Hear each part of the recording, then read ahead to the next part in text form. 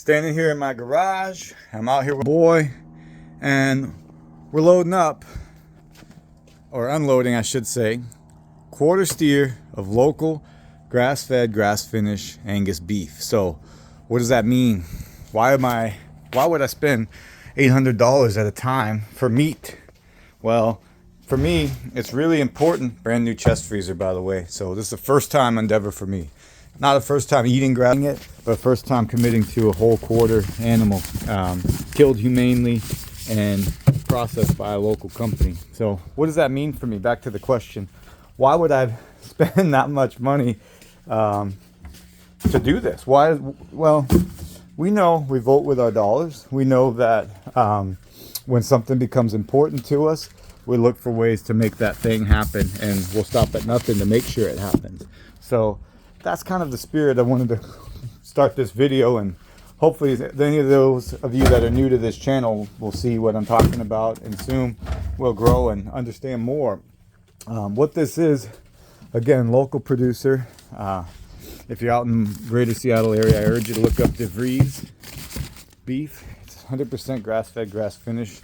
I could drive over to this spot where this is ranched and grab it. Takes me about 20 minutes to drive there from my house, and the processor's about a half hour north of me. So we're loading this up now. You can buy grass-fed beef by the steak at anybody's. Hey, I'm making a video right now. Would you just stop talking to me? And you can move it if you want, okay? Thank you. So I could load this meat. I could get this meat at a grocery store. I could get grass-fed, grass-finished beef. You might buy 5 steaks. They may come from 5 different animals. I don't know how important that is, but I like knowing where the animal came from, that the food miles on it were low, and that I'm helping out a local business and a local producer. So they appreciate it. And I may be crazy for this, but I'm sure it tastes better too. What I'd like to do on this channel is I'd like for you, any of those of you who are considering a new way of eating, really look into this. Look in your area. I mean, pretty much all 50 states in the union have some kind of beef production. And if it's not beef, maybe you want to look for free-range chickens, locally raised eggs, wild-caught fish, you name it. But food traditions, again, we vote with our dollars, and we're going to be taking something that we say, this is important to us when we buy this. And we want to make sure we're not just getting run-of-the-mill, you name it. A lot of times they're lying. I went to a restaurant a while back that sure enough came out later on the news. What they were selling as local wild-caught grouper turned out to be swai fillet.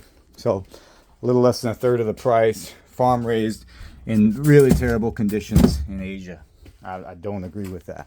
I think it's important that we know where our food comes from, and we ought to vote with our dollars, buy the food that we know was produced well and humanely, and the animals got a good life, not living in some factory farm somewhere, while we can. You know, you vote with your dollars while you still can.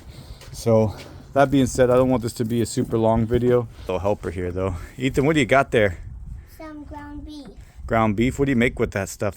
Hamburgers. Hamburgers, among other things, right? And where did we go get this? We went up north and picked this up at a butcher shop, right? Yeah. This about 3 weeks ago was a live animal that sacrificed its life so we could continue to live, huh? Mm-hmm. Is that a valuable thing? Yeah. Yeah, we want to make sure these valuable traditions. And if you follow along on this channel, you'll get to see lots of instances of us cooking this meat outside over an open fire whenever possible. We're in a burn ban right now because it's summer and we're in a drought, but long term you'll see us cooking this the way our ancestors did, and hopefully that ignites something in all of you.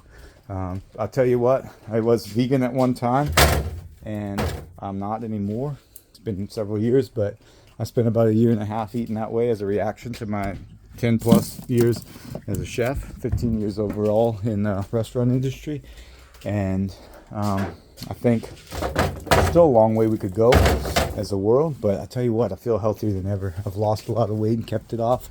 I don't feel winded ever trying to keep up with this little guy, and I can work out every day and know I'm getting stronger, and pound for pound very strong, very little excess weight. And I think I credit you know, eating good beef with that. Also, testosterone's high, you know, things like that. So, if any of that interests you, give me a like, subscribe. Okay, thanks, buddy. Like, subscribe, and yeah, we'll follow along and take this journey together. Thank you.